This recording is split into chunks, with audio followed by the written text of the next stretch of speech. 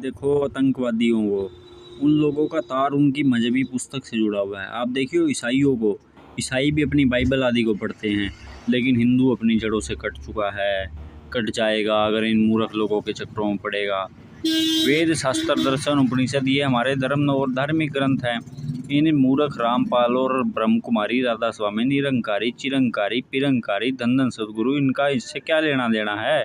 यहाँ तक कि हमारे पौराणिक समाजियों का भी कुछ लेना देना नहीं है।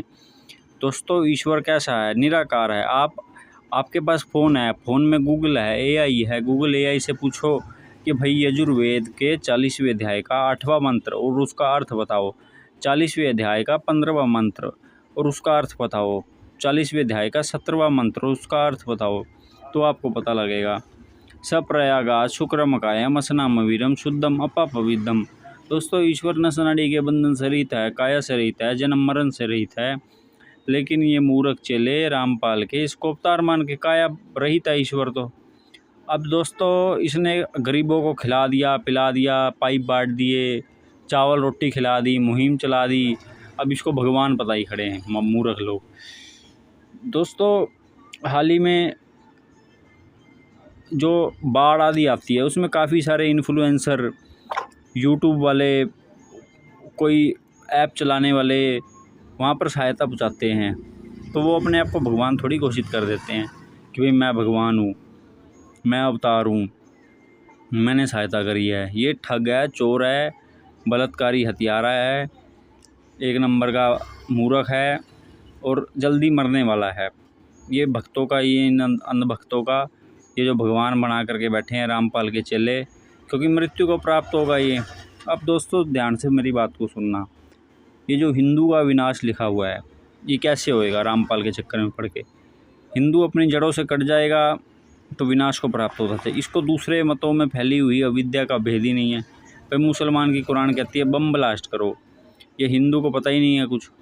अब ये हिंदू अपनी जड़ों से कटता जाएगा, विनाश को प्राप्त होता जाएगा, भारत अफ़गानिस्तान जैसी स्थिति में पहुंचेगा। कभी अफ़गानिस्तान में भी केवल हमारे लोग रहा करते थे, अब ये हिंदू विनाश को प्राप्त होता चला जा रहा है। क्यों? इसी मूर्खता के कारण, क्योंकि हिंदू अपने धर्म ग्रंथ ही नहीं पढ़ता। तो दोस्तों, राम जी मांस नहीं खाते थे, शिव शंकर जी का कोई शिवलिंग जैसी चीज़ों से कोई लेना देना नहीं है, ये झूठी कहानी है।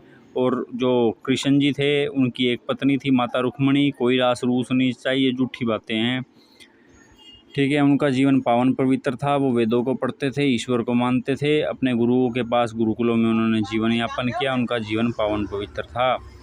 और वो भी ईश्वर को ही मानते थे, निराकार ईश्वर को, ओम परमात्मा को, ठीक है। इसलिए इन पखंडियों से बचो, ये पूरे देश का नाश कर देंगे, इस देश को अफ़गानिस्तान बना देंगे ये हरामखोर। 74 साल का है और मरने वाला है, क्योंकि मनुष्य के रूप में पैदा हुआ है। 5, 10, 20 साल जो और जिएगा। दोस्तों, इसके चेले इसको भगवान मान करके बैठ गए हैं, जिनके दिमाग की बिल्कुल बुद्धि ख़राब हो चुकी है, ईश्वर का इसको अवतार मान करके बैठ चुके हैं। ये बलात्कारी है, हत्यारा है, चोर है।